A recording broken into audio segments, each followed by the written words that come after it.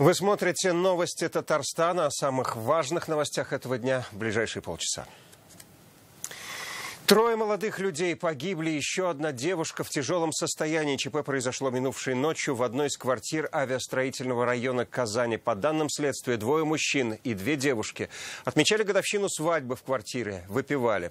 На утро трое не проснулись. По одной из версий, причиной смерти стал суррогатный алкоголь, по другой – наркотики, подмешанные в виски. Возбуждено уголовное дело. Так что произошло на самом деле? Юлия Гоголева выслушала предположения родственников погибших и представителей правоохранительных органов. Трагедия в этом доме на улице Симонова произошла сегодня ночью. Семейная пара отмечала годовщину со дня свадьбы, ровно год. Пригласили друзей, как водится, выпивали. И по данным Следственного комитета, в алкоголь они добавили неизвестное наркотическое вещество, что в итоге и привело к гибели троих человек.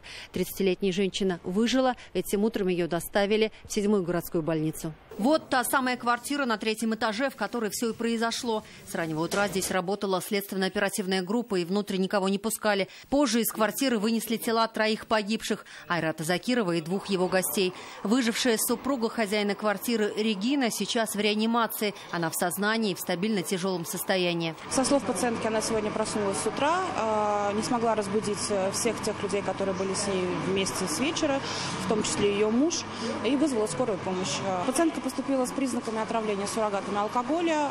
На данный момент все лабораторные исследования в работе, химико-токсикологические, на наличие алкоголя в крови. Какой именно алкоголь был в работе? Экспертиза должна показать, что за алкоголь был в бутылке с виски и что туда добавили. По данному факту следственными органами Следственного комитета Российской Федерации по Республике Татарстан возбуждено уголовное дело по статье «Причинение смерти по неосторожности». В настоящий момент следствием установлено, что в квартире, где произошло отравление, в ходе распития спиртного они добавили в алкоголь наркотические вещества, в результате чего предположительно и произошло отравление. Известно, что в этот вечер в соседней комнате находился 10-летний сын Регины. На месте трагедии мы сегодня встретили ее свекровь. Сыну 36 было, это у него второй брак. Вот он со второй женой взял женщину с ребенком. Все нормально, все хорошо. Близкие друзья погибшего 36-летнего мужчины сейчас в шоковом состоянии. Они уверяют, что гостей не знают, хотя дружат с семьями несколько лет. Две пары. Муж с женой, мой сын и его жена, и еще какая-то пара, которых я не знаю. Это ее подруги. Друг Айрата Закирова говорит, погибший был хороший семьянин, прекрасный автомеханик и никогда не употреблял наркотики. Год назад он попал в объектив нашей телекомпании. Тогда работал на стройке 2-го казанского хосписа. С 2008 года мы с ним знакомы, как бы дружим, тесно дружили, тесно общались. И этих людей я первый раз увидел. Даже не узнал, так скажем. Ну, точно это не его знакомые, и его знакомые так бы не сделали. В его окружении не было таких людей, что употребляли там, еще вот так, наркотики. Тем более подсыпать, да. Так, все порядочные, все взрослые, женатые, все с детьми. Расследование этого дела продолжается. Результаты экспертизы должны огласить в ближайшее время. Напомним, в ноябре в Казани произошел еще один случай массового отравления. Тогда в поселке Салмачи студенты по ошибке выпили незамерзайку. Одна девушка погибла, 13 попали в больницу. Юлия Гоголева, Рамзель Гарипов, ТНВ, Казань. В Татарстане резко похолодало. На республику надвигается активный западный циклон. Ночью температура воздуха опустится до минус 17 градусов. При прояснениях до 22. По словам синоптиков, завтра днем в Казани и ряде районов республики местами ожидается туман. Видимость всего 500 метров. Ночью и днем в четверг ожидается до минус 22 ночью и утром до 27 мороза. В пятницу будет также холодно. Потепление ожидается только ближе к выходным.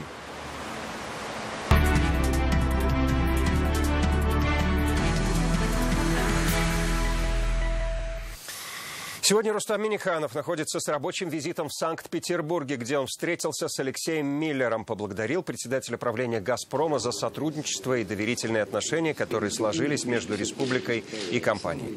На встрече обсудили вопросы реализации поручения Владимира Путина о поэтапной догазификации. В Татарстане газ должны подвести в 9 тысяч домов. Рустам Минниханов обратился в «Газпром» с целью ускорения строительства межпоселковых газопроводов. Алексей Миллер отметил, работа в этом направлении начнется со следующего года, раньше срока. Также здесь обсудили возможность строительства второй нитки магистрального газопровода Можга-Елабуга протяженностью 85 километров. Объект нужен для развития Камского инновационного кластера. Также Рустам Минниханов и Алексей Миллер подписали соглашение о сотрудничестве. Документ, в частности, подчеркивает взаимную заинтересованность в газификации населенных пунктов Татарстана, развитии мощностей по производству, доставке и использованию природного газа в качестве моторного топлива, внедрении газосберегающих технологий. И сегодня в Татарстане открылись сразу 10 автомобильных газонаполнительных компрессорных станций. В церемонии приняли участие Рустам Минниханов и заместитель председателя правления «Газпрома» Виталий Маркелов. С вводом в строй новых станций мощность республиканской сети выросла почти на треть. Какие плюсы принесет прибавление, узнал Дмитрий Аренин. 3, 2, 1, пуск! Было 28, а с этим запуском стало 38. Одним нажатием сеть автомобильных газонаполнительных компрессорных станций Татарстана увеличилась на четверть, а объем газа на треть – до 300 миллионов кубометров в год. С открытием по видеосвязи из Санкт-Петербурга поздравил Рустам Минниханов. Это прежде всего экономика. Мы знаем, какая цена сегодня топлива и какая цена газа. И самое главное – это экология, среда обитания. Сегодня газ является самым чистым топливом. Новые станции появились в Казани, Нижнекамске, Тукаевском, Апастовском, Алькеевском, Лаишевском районах, на трассе М7 в Менделеевском, Зеленодольском, Пестричинском.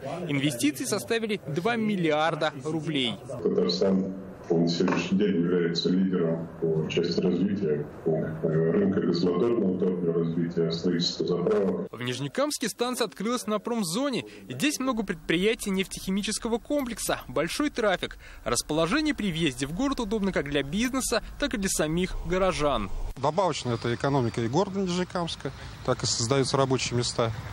Ну и добавочно это экономика и нам. Татарстан одним из первых в стране начал субсидировать переход техники с бензина на газ. Сейчас на голубом топливе в республике ездит более 7 тысяч транспортных средств. На сегодняшний день применяется самое современное оборудование, присутствующее в мире. Поэтому с этой точки зрения самое высокотехнологичное, самое надежное и самое безотказное оборудование. Метан – один из наиболее безопасных и экологичных видов моторного топлива. В выхлопах газового транспорта нет сажи и соединений серы. И запах вообще другой, совсем точно. Газ – это газ, бензин, и даже в машине чище, самой ездить даже легче. В планах дальнейшее развитие сети газонаполнительных станций, а значит, автомобилей на газу станет больше. Дмитрий Аренин, Игорь Романов, ТНВ, Казань. 2 новых вертолета казанского производства отправляются патрулировать леса Сибири и Дальнего Востока. Сегодня их торжественно передали заказчику – Федеральной авиалесоохране. Вертолеты Ми-8 идеальны для борьбы с лесными пожарами в труднодоступных местах. У них увеличенная дальность полета и высокая грузоподъемность. На борту каждой машины одновременно может находиться 36 пожарных десантников. Тагир Валиди с подробностями. 2 вертолета Ми-8 отправляются служить в сибирские леса и на Дальний Восток. Их задача – борьба со стихийными лесными пожарами. Они могут долететь до самых труднодоступных районов.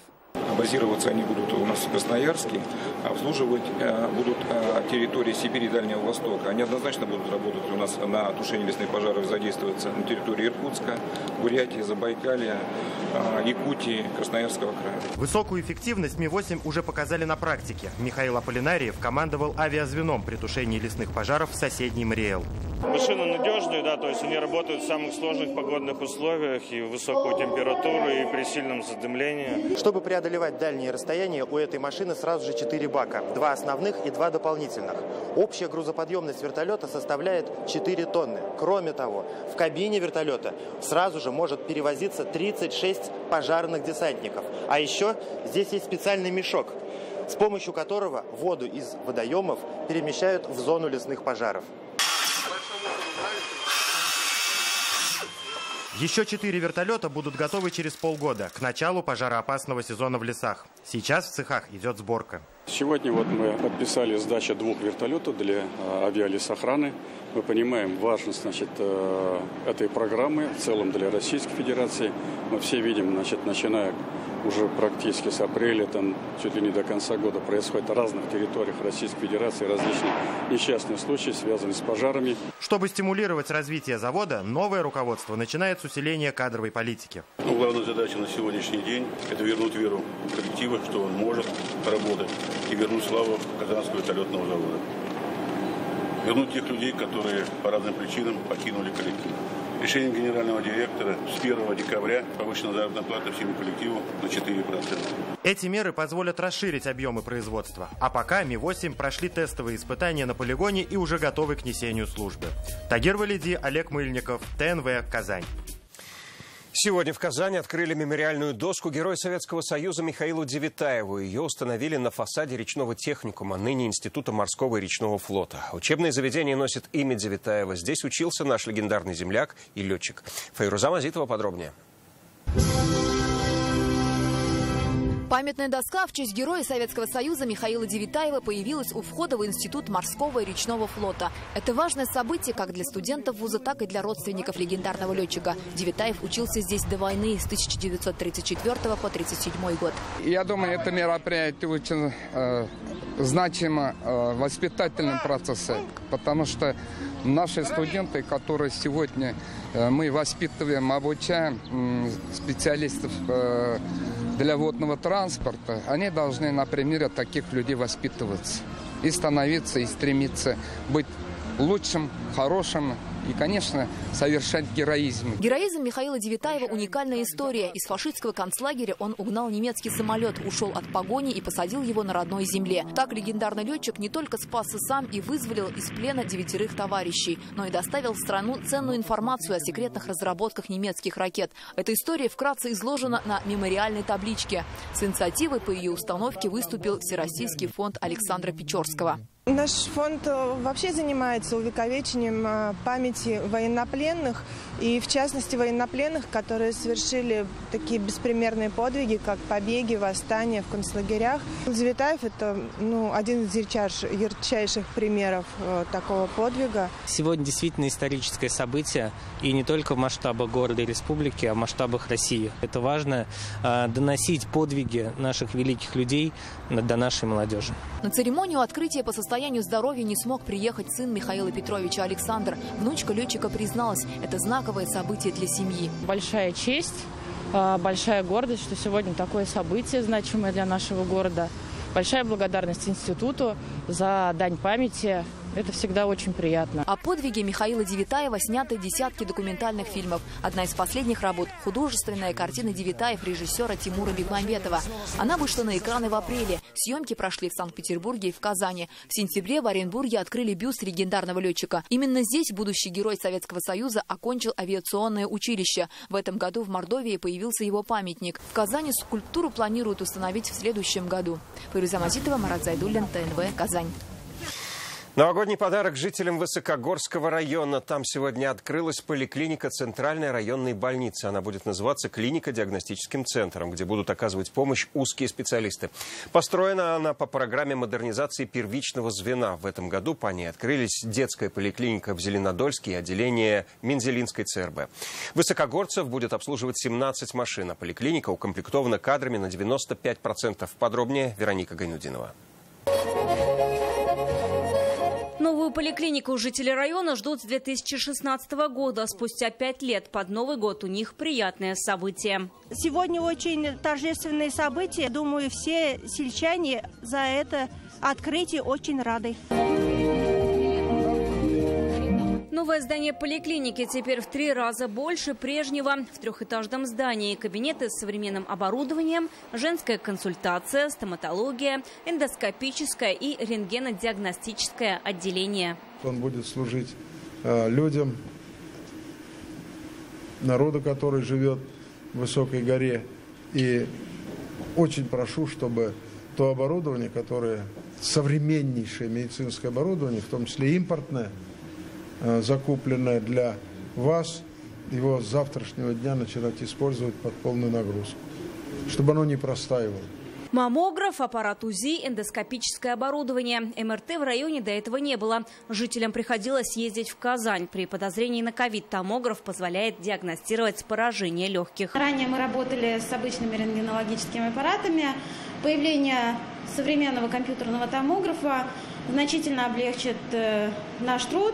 Также это хорошо сказывается на жизни пациентов. Поликлиника станет клинико-диагностическим центром. Здесь пациентам из отдаленных сел будут оказывать помощь врачи узкого профиля. Первичная амбулаторно-поликлиническая помощь в основном оказывается силами 5 амбулаторий и одной участковой больницы.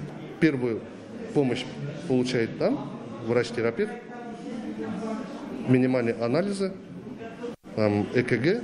Если уже необходимо пациенту высокотехнологическое какое-то обследование, он отправляется сюда. Поликлинику построили по программе «Модернизация первичного звена». Здесь будут обслуживать 50 тысяч жителей района. Сельчан поздравляет и федеральный министр Михаил Мурашко. Его приветствие передал глава Минздрава республики.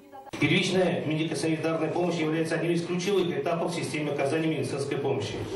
Здесь формируется отношение пациента ко всей системе здравоохранения.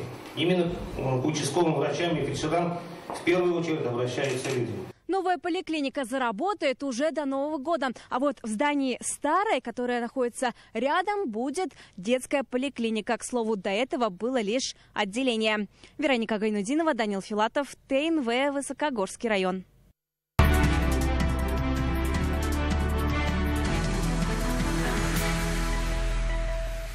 В Казани сегодня наградили победителей республиканского конкурса «50 лучших инновационных идей для Татарстана». Церемонию посетил Рустам Миниханов. Дипломы и статуэтки вручил Алексей Песошин. В течение года новаторы со всех регионов России направляли идеи проектов в инвестиционно-венчурный фонд. Это различные инновации, направленные на решение проблем научно-технического, экономического, социального и гуманитарного развития Татарстана. Какие проекты в итоге стали победителями, расскажет Дмитрий Аринин. Во время войны их просто они исчезли. Лауреаты конкурса «Казанские генетики» воссоздали утраченную породу чистокровных татарских лошадей. Для этого специалисты 6 лет изучали потомков их близких родственников. Сейчас в Татарстане уже 600 заново выведенных татарских скакунов. Выезжали в разные республики, подбирали тех похожих на татарских породу лошадей по цвету, по росту, то есть по экстерьерным показателям. Счастье нам улыбнулось. IT-компания из Иннополиса разработала компьютерную экспертную систему. Она проверяет добропорядочность контрагентов и помогает взыскивать долги. Мы переписали логику мышления 206 экспертов в программный код, если говорить проще. Экспертная система, она имитирует логику мышления человека. В этом году на конкурс 50 лучших инновационных идей для Татарстана поступило около 2000 работ. Основная тематика – нано- и биотехнологии и IT-разработки. Как отметил Рустам Миниханов, инновации дают хороший импульс экономике республики. Отрадно, что несмотря на пандемию, спрос со стороны разработчиков и ученых на данные инструменты поддержки наукоемких проектов только увеличивается. Так, второй год подряд растет число участников конкурса 50 идей. Поэтому реализация всех данных мер поддержки будет продолжена и в следующем году. Жюри конкурса выбрало 165 победителей. Награды вручил Алексей Песошин. Общий призовой фонд – 13 миллионов рублей. Вокруг инфраструктуры инновационной деятельности формируется новый кадровый потенциал. Поэтому республика открыта к сотрудничеству со всеми инвестиционными компаниями и новаторами, готовыми вкладывать свои усилия в разработку, продвижение и производство конкурентоспособной наукоемкой продукции. Как отмечают в инвестиционном венчурном фонде, этот рынок растет. За 17 лет в республике поддержали более 2500 инновационных идей. 116 стартапов, этих малышей, они дали выручку более 1 миллиарда рублей. Заплатили 61 миллион рублей налогов. И самое главное, они создали более 800 рабочих мест. Это высокотехнологичные рабочие места. В республике можно заявиться еще на один конкурс поддержки инновационных проектов «Идея 1000». Там лауреатов ждет более весомое финансирование. Такие конкурсы помогают инноваторам получить известность и найти бизнес-партнеров. Дмитрий Аринин, Вадим Ларионов, ТНВ, Казань. Сегодня состоялось заседание попечительского совета инвестиционно-венчурного фонда. Его провел Рустам Минниханов. Участие приняли представители наблюдательного совета и организационного комитета Российского венчурного форума. Президент поблагодарил их за поддержку венчурного бизнеса в Татарстане. Он подчеркнул, республика – центр притяжения инноваций. Здесь же состоялось подписание соглашения о взаимодействии между правительством и Фондом содействия развитию малых форм предприятий в научно-технической сфере. Оно направлено на поддержку малого предпринимательства и реализацию научно-инновационных проектов. В рамках государственного и частного партнерства в Миндортрансе Республики сегодня подписали соглашение, по которому создание и эксплуатация будущей дороги Алексеевская-Альметьевск передается компании «Автострада». Речь об одном из участников платной трассы Шали-Бавлы. Его протяженность 145 километров. Стоимость проекта около 83,5 миллиардов рублей, из которых по 30 миллиардов из федерального и республиканского бюджетов, 23 миллиарда средства частного инвестора. Соглашение подписали министр транспорта Фарид Ханифов и генеральный директор компании «Автострада» Ренат Уткин. Заместитель руководителя Федерального дорожного агентства Игорь Костюченко принял участие в церемонии подписания онлайн. Крупные предприятия и простые жители, общественные объединения и детские сады. Сегодня они стали победителями ежегодной премии «Эко-лидер». Министерство экологии уже в 17-й раз наградило тех, кто неравнодушен к экологическим проблемам, а главное, знает, как их решать, и успешно это делает.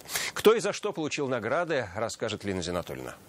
Табаева Радмила Камиловна. Радмила Табаева из КГСУ – победитель в номинации «Научно-практические работы студентов». Ее разработка – лакокрасочное покрытие, защищающее от электромагнитного излучения. В основе минерал шунгит. Он природный, то есть его нигде не производят, не синтезируют. Экологичность заключается в том, что у нас краска не на органическом растворителе, а на водной основе. Студенты и школьники, общественные организации, предприниматели и представители органов местного самоуправления. Их объединяет забота о родном крае. Так, в Сабинском районе запущен проект по сохранению и изучению родников. Праздники провели мы в 22 деревнях нашего района.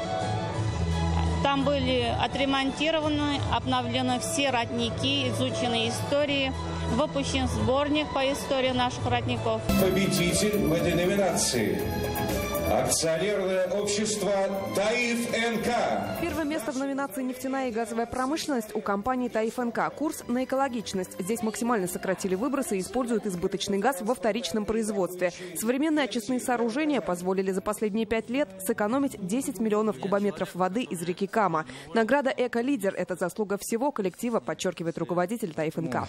Работники увидят, что они работают на предприятии, которое всегда ценило экологические стандарты и пытаются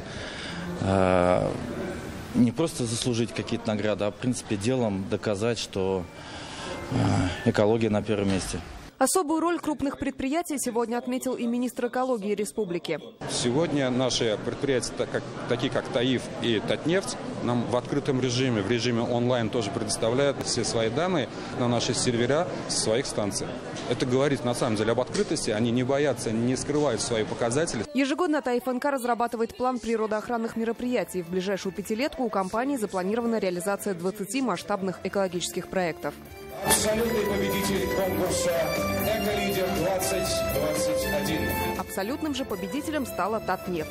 Проблемы окружающей среды в центре внимания и правительства республики, отмечает Рустам Нигматуллин. В текущем году наша республика также продолжала участвовать в реализации национального проекта «Экология».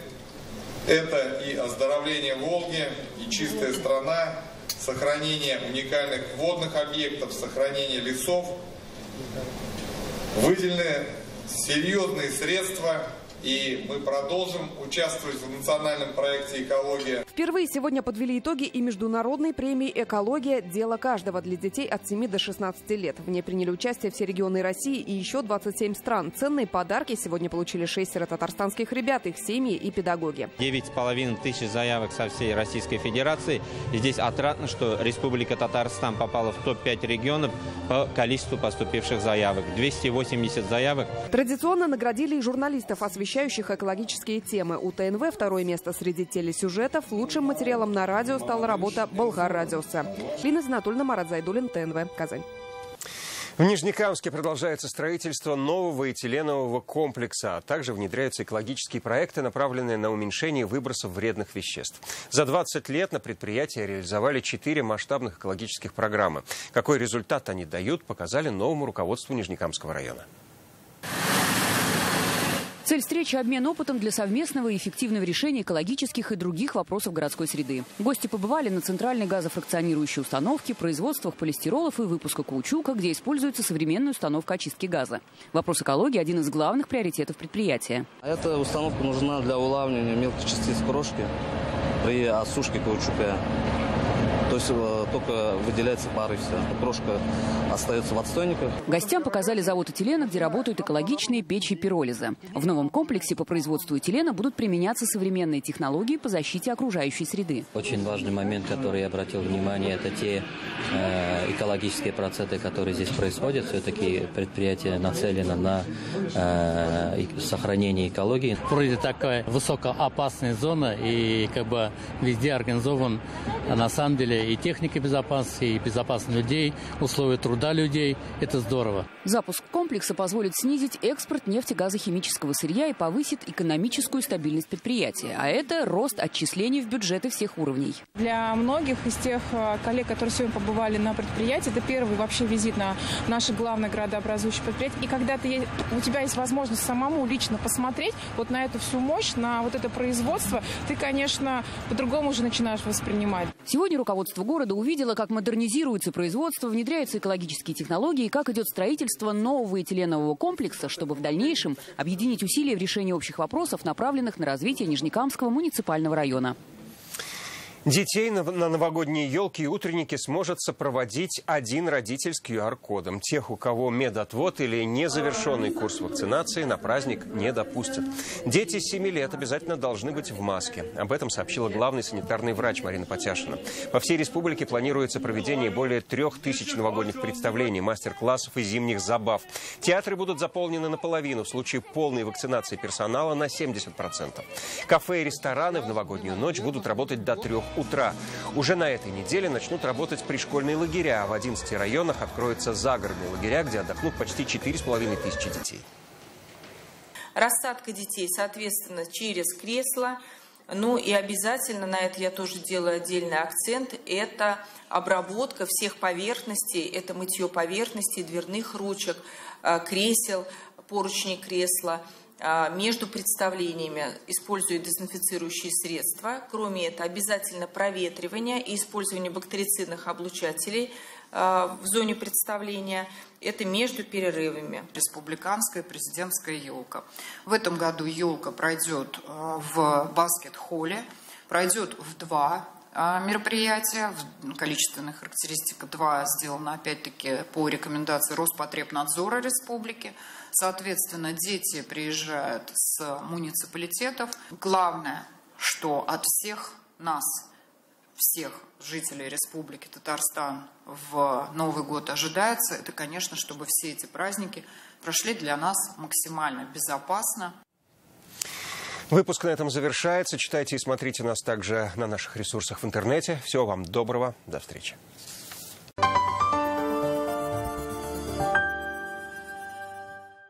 Настоящая новогодняя сказка среди пушистого снега и елей в сочетании с высоким классом обслуживания в шикарных банкетных залах. Санатории компании «Татнефть» приглашают вас отпраздновать Новый год и провести корпоративные праздники. Самый любимый праздник и хорошая компания. Бронирование по телефону в Альметьевске 386398. Светлая долина. Старт продаж новых домов. Забронируйте квартиру на сайте akbarsdom.ru и по телефону в Казани 212 26 76. Срочно нужны деньги? Мы поможем. Порадуйте себя и близких уже сегодня. Оформите заявку в офисе вашего города или на сайте centrofinance.ru. Телефон 8 800 777 37 37. Казанский цирк поздравляет всех с Новым годом и с 17 декабря приглашает на программу «Новогодний цирк Деда Мороза». Хирургическое лечение в стационаре «Здоровье семьи». Высококвалифицированные хирурги. Современные операционные, комфортные палаты. Казань, 2-я юго-западная, 35. Диабетики, внимание! Для вас глюкометры, тест-полоски, шприц-ручки и иглы. Бесплатный обмен неисправных глюкометров. Магазин Диабетика. Улица Седова, 9, 259 19 91. Если этот праздник ждал ты очень, есть один совет простой. Покупай в Фармленде все, что хочешь. Получай подарок свой. В аптеках «Фармленд» вас ждут подарки за покупки. «Фармленд» что надо?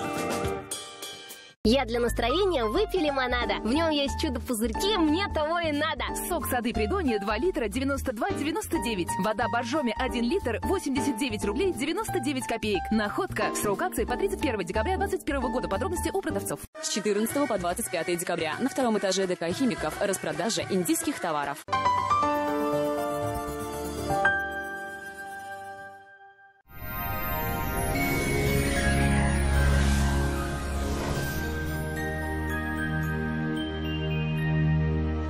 Здравствуйте! Татарстан оказался в холодной зоне циклона, и температура значительно понижается. По данным сервиса Яндекс.Погода, в среду в Бугульме, Бавлах, Азнакаево будет облачно и без существенных осадков. Температура продолжает понижаться. Холодно и на северо-востоке. Днем минус 14, но это не предел. В четверг станет еще холоднее. Местами температура опустится до минус 30. На север Татарстана тоже поступает студеная арктическая воздушная масса. Температура становится все ниже. Пасмурный небольшой снег на северо-западе республики. Дневная температура минус 18. На юго-западе, в Болгаре, Држаном, Буинске облачно и морозно. Такая неустойчивая погода негативно сказывается на самочувствии метеозависимых людей. Берегите свое здоровье. Холодный фронт очередного циклона значительно охладит воздух и в Чистополе, Альметьевске, Мамадыше. Тут дневная температура минус 14 с последующим понижением. До встречи Нового года остаются считанные дни. И не зря говорят, что у природы нет плохой погоды. Одевайтесь теплее и приятных предновогодних хлопот. Гиделикс, капли и сироп от кашля с экстрактом листьев плюща. Можно принимать всей семьей. Гиделикс облегчает откашливание и оказывает спазмолитическое действие. Сироп подходит детям с рождения, не содержит спирта и сахара. Кто это у нас соберет все лайки? А вот кашель не наша история. Гиделикс с натуральным экстрактом листьев плюща можно принимать даже самым маленьким. Кашля больше не боюсь. Гиделиксом я лечусь. Боль в спине? Пора начинать лечение в Доктор Ост. Вместо скальпеля и лекарств новейшие технологии. Мы создаем условия, чтобы ушли боль и скованность движений. Даже грыжа исчезает без следа. Доктор Ост. Лучшая клиника по лечению позвоночника. Федеральная сеть медицинских центров «Доктор Ост». Лечение самых сложных заболеваний позвоночника и суставов без боли и хирургического вмешательства. За 12 лет в 10 городах России врачами клиники отменено более 70 тысяч операций. В Казани по-прежнему облачно, с небольшим снегом, ночью минус 15, а днем 19 мороза. Ветер западный слабый до умеренного. Атмосферное давление составит 749 миллиметров ртутного столба, влажность воздуха 79%. Магнитное поле Земли неустойчивое. И еще одна полезная информация. Санчи – сокровище китайской традиционной медицины. Дает энергию, укрепляет иммунитет, повышает качество сна, улучшает самочувствие, способствует снятию усталости. Санчи – источник энергии и долголетия. В аптеках Фармленд с 20 по 30 декабря 2021 года скидка 20%. О погоде все. В студии была Лейла Латыпова. Хорошего настроения и до свидания.